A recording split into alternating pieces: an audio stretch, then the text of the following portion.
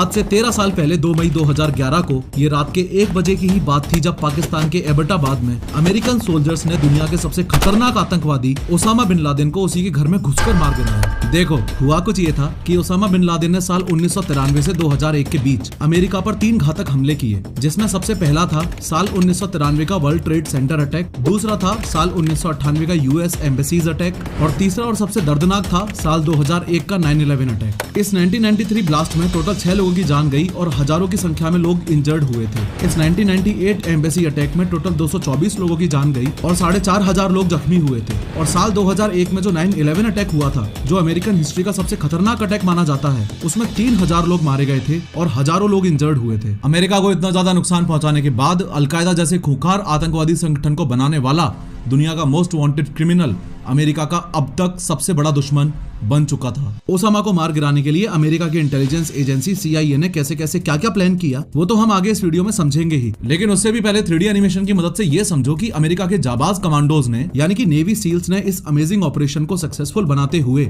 Osama के room में जाके उसमें 3 गोलियां कैसे दागी। सबसे पहले मैप्स एंड लोकेशंस पर एक नजर मार लो। ये है अपना भारत और इधर अपने पड़ोसी गरीब देश पाकिस्तान में यहाँ एक सिटी है जिसका नाम है एबटाबाद। जब सील्स ने ओसामा बिन लादेन को मारा उस समय वो यहाँ एबटाबाद में ही छुप के बैठा हुआ था। आपको ये भी पता होना चाहिए कि इस ऑपरेशन के लिए सील टीम के हेलीकॉप्टर्स ने अफगानिस्तान में एक सिटी जलालाबाद से उड़ान भरी थी। ये जलालाबाद ही यूएस नेवी सील्स का बेस था। ओवरऑल इस मिशन में सील्स टीम को जलालाबाद से एबटाबाद जाकर ओसामा बिन लादेन को मारकर वापस जलालाबाद सेफली आना था और इस मिशन का नाम ऑपरेशन नेपच्यून स्पीयर रखा गया था।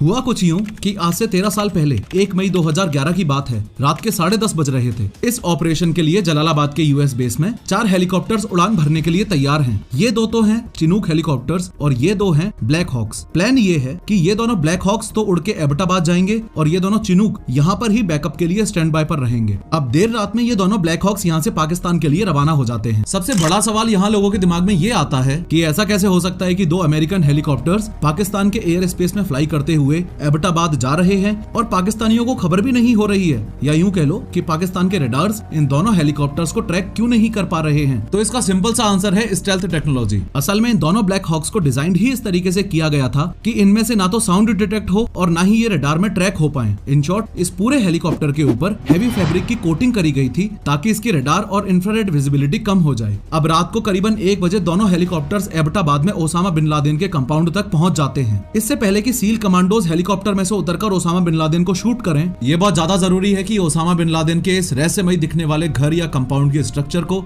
आप अच्छे से समझ लो। ये जो ऑलमोस्ट ट्रायंगुलर शेप्ड प्रॉपर्टी